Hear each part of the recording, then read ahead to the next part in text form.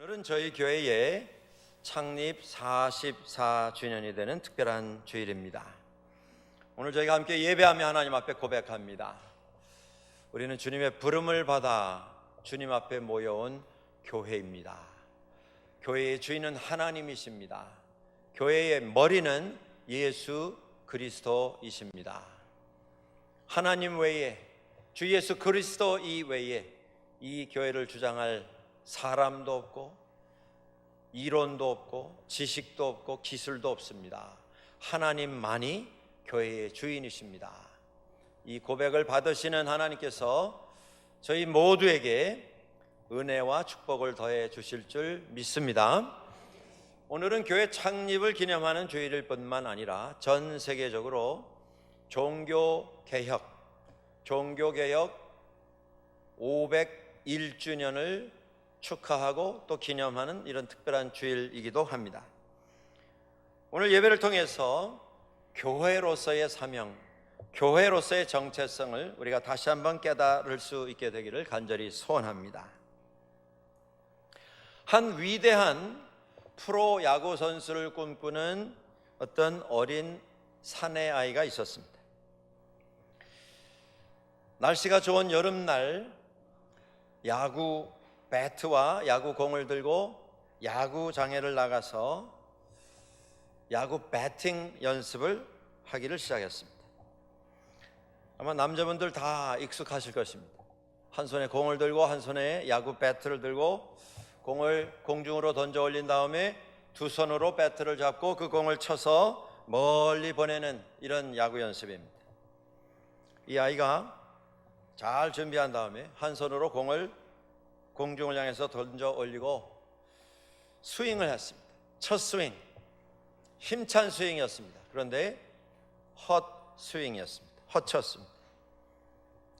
다시 공을 들어서 먼지를 턴 다음에 텔레비전 어디에선가 보았던 그 부드럽고 멋이 있는 스윙, 그것을 연상하면서 배트에 맞아서 곱게 멀리 뻗어가는 꿈을 꾸면서 다시 한번 공을 공중으로 던져 올리고 멋있게 스윙을 했습니다. 그런데 두 번째 스윙도 헛 스윙이었습니다. 야구를 한 번이라도 보신 분들은 이해를 하실 것입니다. 야구에는 항상 3번의 기회가 주어지지 않습니까? 이제 한 번의 기회가 더 남았습니다. 그래서 이 아이가 20몇 번 가다듬고 공을 들어서 찬 공을 향해서 이 하얀 공을 날려버리겠다라고 하는 굳은 각오로 정성을 들여서 스윙을 했습니다. 그런데 3번째 스윙도 헛 스윙이었습니다. 이 아이가 실망을 했습니다. 고개를 떨구고 그 눈에 눈물이 글썽글썽 고였습니다. 그런데 그러다가 잠시 고개를 떨구고 있던 이 아이의 얼굴이 밝아지면서 자기 스스로를 위로하는 말로 이런 말을 했다고 합니다. 오늘은 투수가 공을 너무 잘 던졌어. 그래서 내가 못 친 거야. 어떤 인생이든지 예외 없이 어려운 시간과 어려운 일들이 일어나게 되어 있습니다. 우리 인생에 있어서 중요한 것은 내가 다른 사람들에 비해서 몇 번이나 어려운 일을 덜 당했는가 혹은 더 당했는가, 그 부분이 아닙니다. 내가 당한 이 어려움이 다른 사람들이 경험하는 어려움에 비해서 얼마나 더 큰 것인가 작은 것인가, 그것도 아닙니다. 인생에 있어서 중요한 것은 어려움이 올 때마다 그 어려움을 내가 어떤 태도로 어떤 마음가짐으로 맞이할 것인가, 그게 중요한 것입니다. 왜냐하면 그것에 의해서 인생은 만들어져 가기 때문입니다. 한 통계에 의하면 북미에서 가장 많은 사람들이 사용하는, 가장 많은 분량이 팔리는 약품이 있는데 그 약품은 다른 것이 아닌 진통제라고 합니다. 통증을 없애는 약. 사는데 그러지 않아도 여러 가지 신경 써야 할 일이 많은데 여기저기 몸에 통증을 느끼는 것, 이것만큼은 좀 면해보자. 많은 사람들이 진통제를 사용을 합니다. 인간은 기본 통증을 싫어합니다. 고통이 유발되는 상황을 꺼려합니다. 아니, 그 대상이 무엇이든지 삶의 어떤 식으로든 괴로움을 가져다 줄 수 있는 모든 것을 우리는 거부합니다. 누구라고 통증을 좋아하겠습니까? 어떤 사람이 통증을 찾아다니며 살겠습니까? 통증은 다 싫어합니다. 이것이 인간 본능입니다. 고통을 당하면서 그 고통을 이겨내고 그 고통을 통해서 얻은 교훈을 마음에 새기고 고통 속에서도 변함없는 믿음을 가지고 하나님 앞에서 살아가는 것, 이것은 쉬운 일이 아닙니다. 대단히 힘든 일입니다. 그런데 바로 말씀드린 이러한 모습들이 믿음 안에서 하나님의 말씀을 쫓아 살아가고자 하는 모든 사람들이 피할 수 없이 경험하게 되는 현실이라고 하는 것입니다. 우리 앞서 수천 년 동안 믿음을 지키고 신실하게 살아가면서 그들의 한 번뿐인 기회, 일생을 통해서 삶의 위대한 유산을 남겼던 우리들의 신앙의 선조들, 이것이 그분들이 세상을 살아왔던 삶의 모습이었습니다.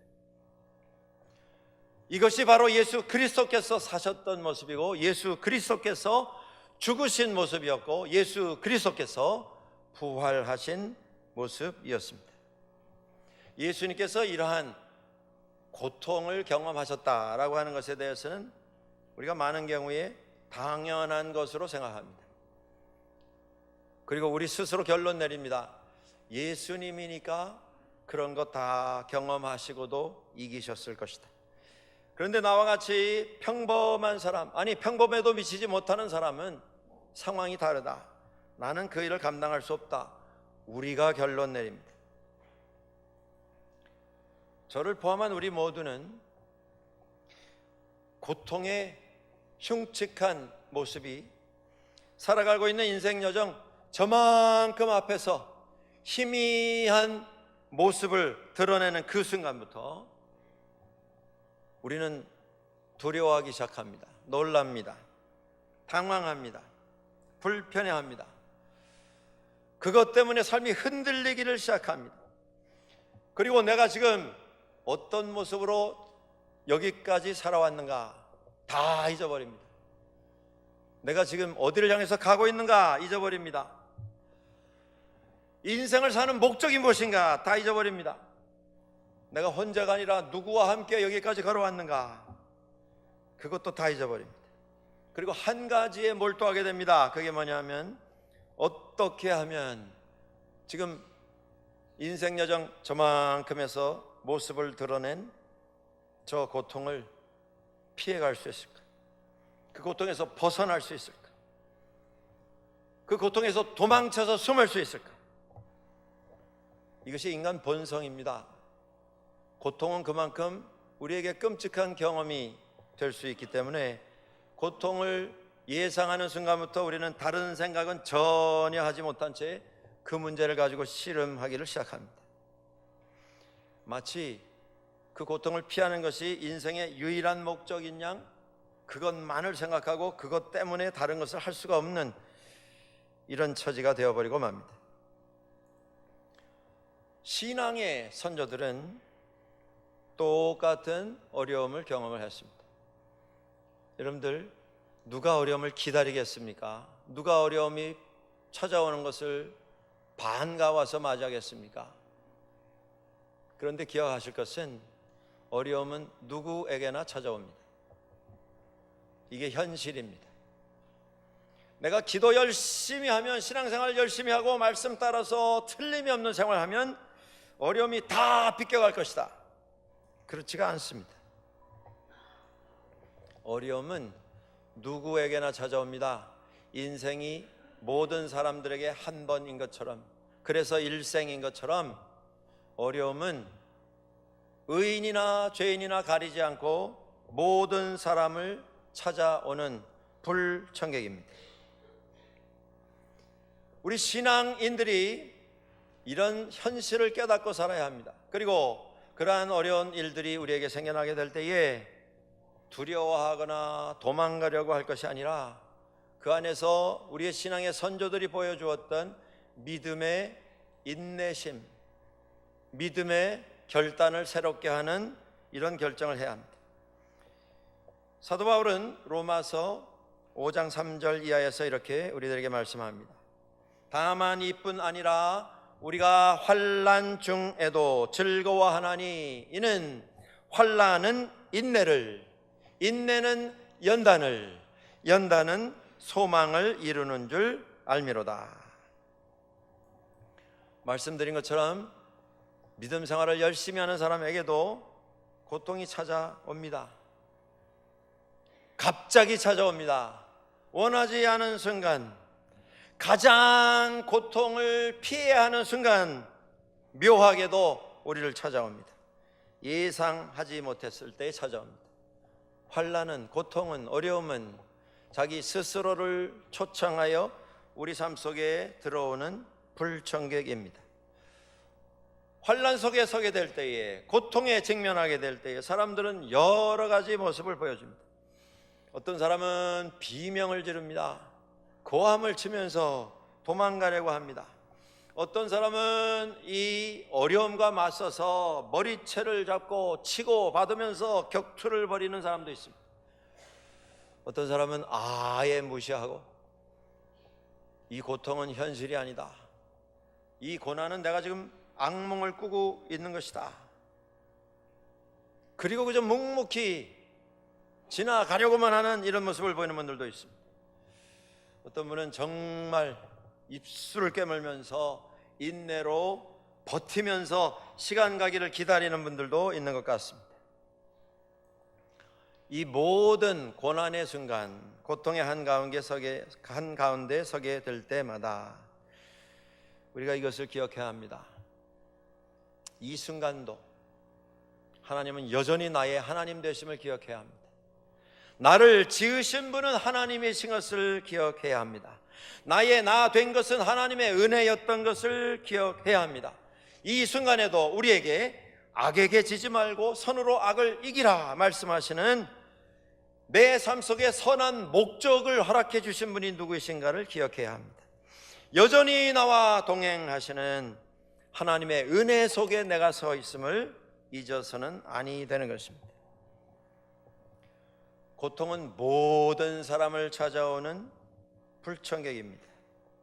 그리고 고통은 거의 예외 없이 절대로 일회성으로 그치지 않는 경험이라고 하는 것, 이게 어려운 것입니다. 고통은 놀라우리만큼 계속해서 지속적으로 반복적으로 믿는 사람의 삶에 걸어 들어옵니다. 그렇기 때문에 우리가 그때마다 믿음을 새롭게 하고 우리의 결단과 각오를 새롭게 하지 아니하면 쓰러질 수밖에 없습니다. 그 고통 벗어난 지가 얼마 되지 않았는데, 그때 그렇게 힘들었고 어려웠는데 그 기억이 아직도 생생한데 또 다른 고통이 우리를 찾아오는 때가 많이 있다고 하는 것입니다. 사람이 나이가 들수록 인내심이 더 많아지고 지혜로워지고 생각이 더 넓어지고 판단이 더 성숙해지는 그러한 것이 우리 모두의 기도가 아니겠습니까? 우리 모두의 소원이 아니겠습니까? 그런데 꼭 그렇게 되는 것만은 아닙니다. 아니, 꼭 그렇게 되지 않는 것이 아니라 더 많은 경우에 인생의 연수가 더해지면 더해 갈수록 사람이 욕심이 더 많아지는 이런 모습을 봅니다. 더 참지 못하고 기다리지 못하고 조급해하는 이런 모습이 나오는 것을 보게 됩니다.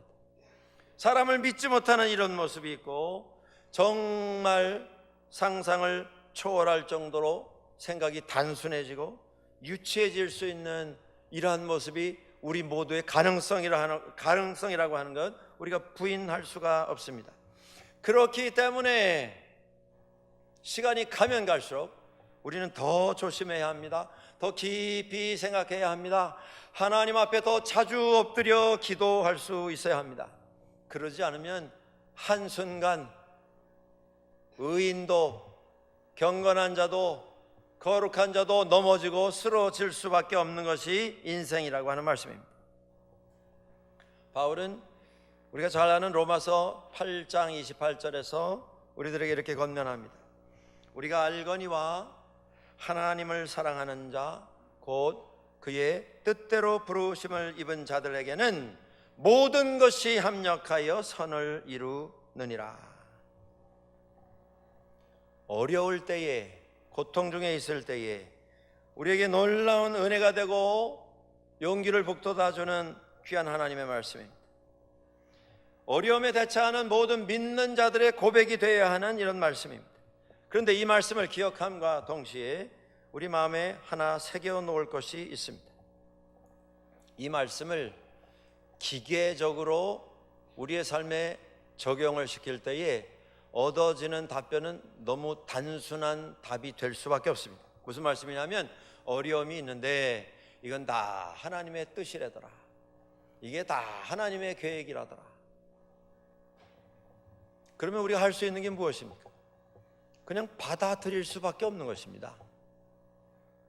뭐 소리를 질러봐야 소용없고 기도해봐야 별 효력이 없고 마음의 고통을 가져봐야 나만 손해고 이건 다 내 운명이고 숙명이고 세상 별로 이게 내 팔자라더라. 그러면 우리가 할 수 있는 일이 무엇입니까? 아무것도 없습니다. 그냥 묵묵히 받아들이고 할 수 없이 견딜 수밖에 없습니다.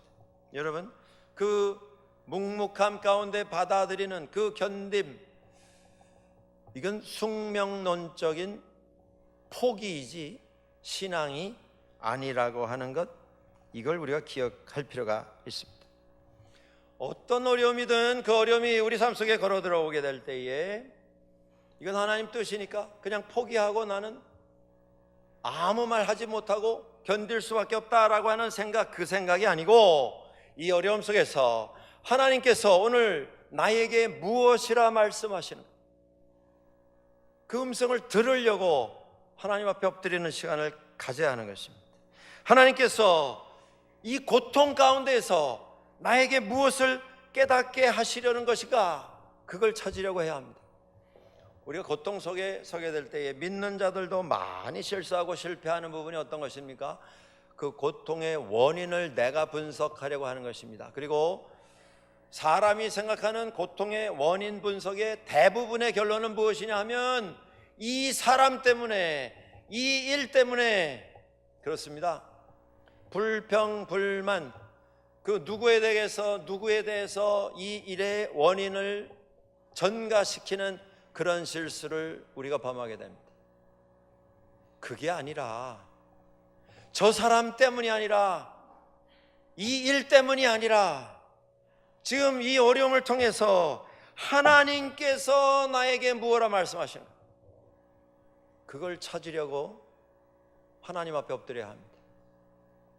여러분, 믿음의 선조들 가운데서도 반복되는 고통, 지속적인 고통 속에서 하나님 앞에 부르짖으며 이렇게 하나님 앞에 눈물로 호소한 주님의 일꾼들도 있었습니다. 하나님, 차라리 저를 데려가십시오.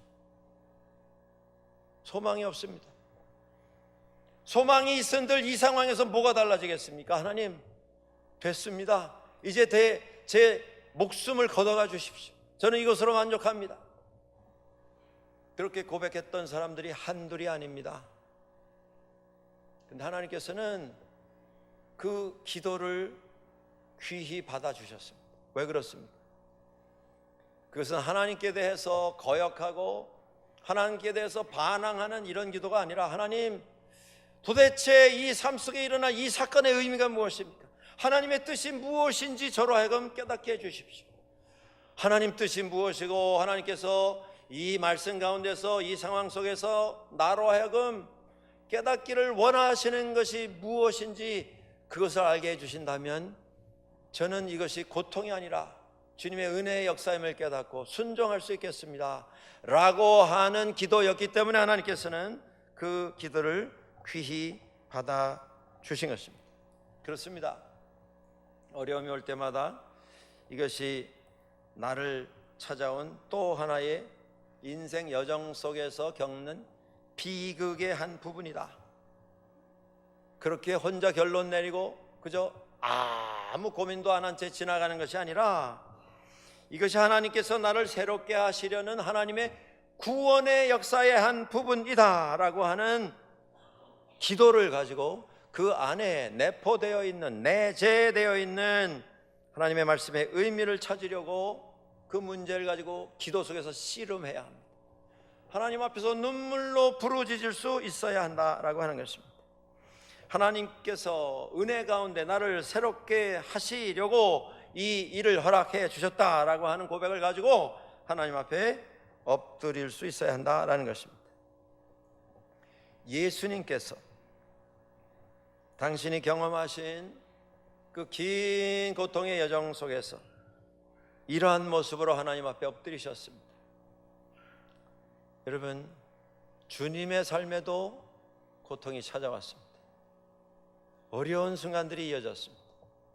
그 주님께서 하나님이시기에, 하나님의 아들이시기에 고통에 대해서 코웃음 치며 고통이 나를 어쩔 것이냐, 나는 하나님의 아들이다, 그러고 지나가시지 못하셨습니다. 인간이 고통을 경험한 똑같은 모습으로 고통을 겪으셨습니다. 고통 때문에 주님께서도 괴로워하셨고 고민하셨습니다.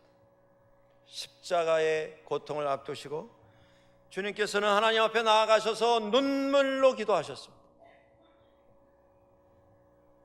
이것이 주님께서 당하신 고통의 모습입니다. 기도하시며 하나님께서 예수 그리스도 앞에 놓아주신 십자가를 바라보며 그 십자가의 의미를 새롭게 발견하는, 하나님의 구원의 역사의 의미를 새롭게 체험하는 그런 경험을 하셨습니다. 오늘 이사야 50장 본문 6절에 이런 말씀이 나옵니다. 나를 때리는 자들에게 내 등을 맡기며 나의 수염을 뽑는 자들에게 나의 뺨을 맡기며 모욕과 침뱉음을 당하여도 내 얼굴을 가리지 아니하였느니라. 사랑하는 여러분들, 가장 고통의 극심의 한 가운데에 서서 여전히 나를 도우시고 나와 함께 하시는 하나님의 은혜를 다시 발견하실 수 있었기에 이런 고백을 하실 수 있었던 것입니다. 이사야 50장 4절 오늘 본문 말씀에 이런 말씀이 나옵니다. 주 여호와께서 학자들의 혀를 내게 주셨어. 나로 곤고한 자를 말로 어떻게 도와줄 줄을 알게 하시고 아침마다 나를 깨우치시되 나의 귀를 깨우치사 학자들 같이 알아듣게 하시도다. 주 여호와께서 나의 귀를 여셨으므로 내가 거역하지도 아니하며 뒤로 물러가지도 아니하겠나이다. 역경과 고난은 있었습니다. 예수님께도. 그러나 하나님께서 함께 하심을 깨달으셨을 때에 그 어떤 역경도 고통도 주님이 가지고 계시는 십자가를 향한 순종의 그 결단을 흔들지는 못했습니다. 십자가가 저 앞에서 모습을 드러내기 시작하는 것을 보시면서도 주님은 변함없이 십자가를 향하여 가까이 매일 매순간 나아가셨습니다. 그 과정 속에서 계속 섬기셨습니다. 봉사하셨습니다. 자신의 것을 풀어 주변에 있는 사람들에게 나누어 주셨습니다. 베푸셨습니다. 계속 기도하며 깨달으시고 마음에 새기시고 만나는 사람에게 평화를 전하시고 사람들에게 평화의 기도를 부탁하시며 십자가를 향해서 나아가셨습니다. 누구에게나 힘들 때에, 고통스러울 때에, 괴로울 때에 가장 쉬운 선택이 있다면 그것은 도망치는 것입니다. 피하는 것입니다. 어디 가서 숨는 것입니다. 돌아가는 것입니다. 주님께도 그런 생각은 똑같이 찾아왔습니다. 그러나 그런 생각이 들 때마다 십자가를 바라보시며 하나님의 사랑을 다시 마음에 새기시며 십자가로 나아가는 그 길 위에 계속 머무셨습니다. 어떻게 이러한 것이 가능했는가? 오늘 본문에 나와 있지 않습니까? 이사야 50장 7절 이하에 주 여호와께서 나를 도우심으로 내가 부끄러워하지 아니하고 내 얼굴을 부싯돌같이 굳게 하셨으므로 내가 수치를 당하지 아니할 줄 아노라. 나를 의롭다 여기신 이가 가까이 계시니 나와 다툴 자가 누구냐? 나와 함께 설지어다. 나의 대적이 누구냐? 내게 가까이 나올지어다. 사랑하는 여러분들, 고난과 고통은 우리 삶 속에 매일 찾아오는 불청객입니다. 고난은, 고통은 반복하여 우리를 찾아오는 불청객입니다. 그런데 그 고난 가운데 우리가 견디고 이겨야 할 터인데, 고난 가운데 인내하고 흔들리지 아니하는 굳은 믿음을 가진다고 하는 것은 태어날 때부터 부모로부터 타고나는 것이 아닙니다. 인간은 누구도 이러한 인내, 이러한 의지력을 가지고 타고나지 않습니다. 고난은 때로 우리의 인격조차 흔들어 놓는 잔인한 모습으로 우리를 괴롭힐 때가 있습니다. 무지하고 파괴적인 모습으로 인생을 흔들어 놓을 때가 있습니다. 그럴 때마다 나를 향하신 하나님의 도우심, 나와 함께 하시는 하나님의 약속, 나를 온전케 하시겠다, 나에게 허락해 주신 하나님의 말씀이 영원할 뿐만 아니라 완전하고 완벽하고 반드시 나의 삶을 책임져 주시는 분이 하나님이신 것을 우리 마음속에 다시 한번 확인해야 합니다. 시편 62편의 기자는 이렇게 말합니다. 오직 주만이 나의 반석이시고, 오직 주만이 나의 구원이시고, 오직 주만이 나의 산성이시니 내가 요동치 아니하겠습니다. 예수님께서 그 고난의 길을 가시면서 똑같은 경험을 하셨습니다. 그가 예수님이셨기에 이 모든 어려운 상황 속에서도 콧노래 부르시며 십자가로 나아가신 것이 아닙니다. 주님도 고민하시고 기도하셨습니다. 기도하시며 하나님 주시는 깨달음을 마음에 새기셨습니다. 하나님만이 나의 반석이시고 산성이시고 나의 도움이 되신다. 하나님 말씀에 순종하는 자를 반드시 책임져 주시는 하나님의 은혜를 믿는 믿음을 가지고 십자가를 향하여 나아가셨습니다. 예수님의 십자가를 향하여 나아가시는 예루살렘 입성, 오늘 마태복음 21장에 예루살렘에 들어오시는 주님의 모습이 그려지고 있습니다. 그곳으로 들어가시는 주님께서 너무 많은 사람들이 주님을 환호하며 자기의 겉옷을 벗어서 길에다 깔고 종려나무 가지를 꺾어서 흔들며 호산나 다윗의 자손이여, 왕을 맞이하는 칭송을 부르짖는 수많은 사람들을 보시며 예루살렘으로 들어가시면서 지금 예루살렘에서 어떤 일이 일어날 것인가에 대해서 잠시 잊어버리셔서 예루살렘으로 들어가신 게 아니라고 하는 것, 이걸 기억해야 합니다. 예루살렘에 들어가시면 그는 반드시 죽으실 운명에 내던져지도록 계획되고 있었습니다. 제자들까지도 그 일 때문에 목숨의 위협을 당해야 하는 상황에 노출이 될 것이 확실했습니다. 누가 고통을 좋아서 찾아가겠습니까? 누가 고통을 즐기겠습니까? 예수님도 고통 앞에서 고민하셨습니다.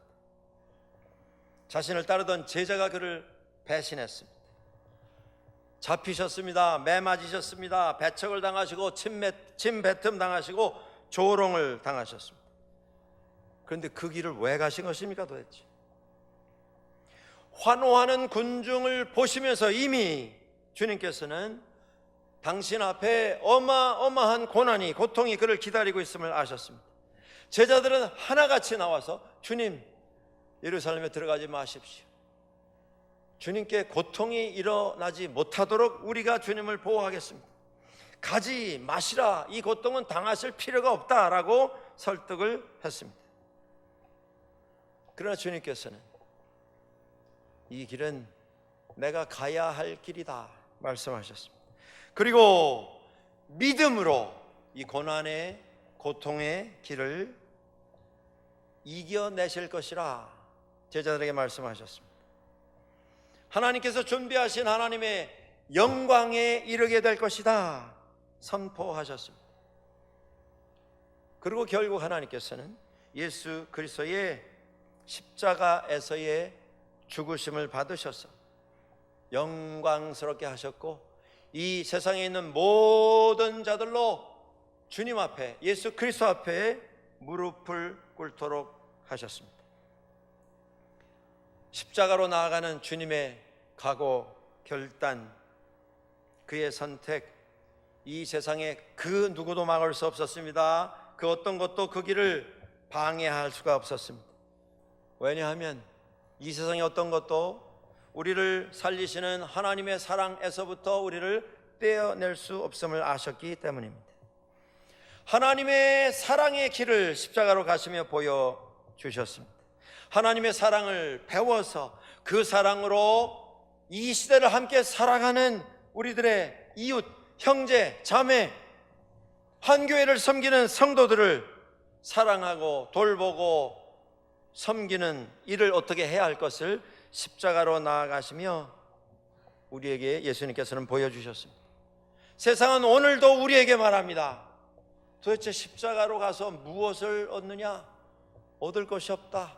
손해볼 일만 남아있다. 왜 그 길을 가려 하느냐? 가지 마라. 피해라. 도망쳐라. 예수님은 그렇게 하시지 않으셨습니다. 아니, 그렇게 하실 수가 없었습니다. 왜냐하면 십자가로 가는 그 길을 가야만 하나님의 사랑을 깨달을 수 있었기 때문입니다. 고통을 다 겪으셨습니다. 하나도 피해가시지 않았습니다. 결국 그 고통은 십자가 위에서 절정을 이루었습니다.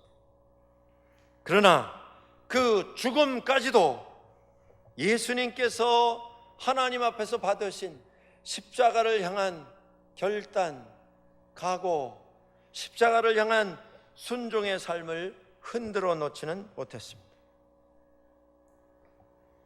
십자가 위에서 모든 인간을 향한 하나님의 사랑이 나타났습니다. 하나님의 은혜가 선포되었습니다. 나를 향하여 하나님 보여주신 오래 참으심, 하나님의 자비하심, 그것이 우리들 가운데 나타났습니다. 사랑하는 여러분들, 삶 속의 어려움 속에 서 계십니까? 생각을 괴롭게 하는 상황 속에 서 계십니까? 육신의 질병으로, 마음의 고민으로, 신앙 안에 어떤 번민과 신앙 안에 어떤 부딪힘으로 말미암아 마음의 통증을 느끼고 계십니까? 기억하십시오. 하나님은 여전히 이 순간에도 우리의 삶을 책임져 주십니다. 하나님은 고통 속에 변함없는 마음으로 주 예수 그리스도께서 우리 앞에 보여주신 십자가의 길을 계속해 나아가는 우리들의 삶을 책임져 주십니다. 우리들의 삶을 충만으로 인도해 주십니다. 상상을 초월하는 하나님의 은혜가 우리 앞에 준비되어 있습니다. 영광스러운 부활의 면류관이 우리 앞에 준비되어 있습니다. 고통을 느끼십니까? 고개를 들어 하나님을 바라보십시오. 하나님께 초점을 맞추십시오. 인생의 고난은 쉬지 않고 찾아옵니다. 그러나 그것이 결론은 아닙니다. 역경은 있고 통증은 느껴지지만 그것이 우리 믿는 자들의 마지막 단어는 아닙니다. 교회의 한 구성원으로 교회를 섬기고 계시는 여러분들, 우리의 최종 목적지는 십자가입니다. 마음속에 매 순간 우리는 세상의 외치는 음성을 듣게 됩니다. 십자가로 나아가는 그 길을 간다고 누가 알아주느냐? 누가 대접해 줄 거냐? 가지 마라. 우리 앞에 십자가가 있는 것을 보는 우리들, 그곳으로 나아가는 길이 평탄한 길이 아님을 우리는 누구보다도 잘 알고 있습니다. 그러나 그럼에도 불구하고 우리는 그 길을 가고 있습니다. 왜냐하면 그것이 믿음이기 때문입니다. 그것이 곧 교회에 하나님께서 허락해 주신 유일한 선택이기 때문입니다. 그것이 우리를 살리시는 하나님의 구원의 길이기 때문입니다. 교회 창립 44주년을 맞이하면서 다시 한번 하나님 앞에서 새롭게 결단하시기 바랍니다. 나는 지금 어떤 길을 가고 싶은가? 지금 나는 무엇을 향해서 여기까지 걸어왔는가? 하나님 앞에서 주님 앞서가시며 우리 위에 준비해 놓으신 십자가의 길을 향하여 새로운 출발을 하나님 앞에서 결단하는 온 교회가 될 수 있기를 주의 이름으로 간절히 축원합니다. 기도하겠습니다.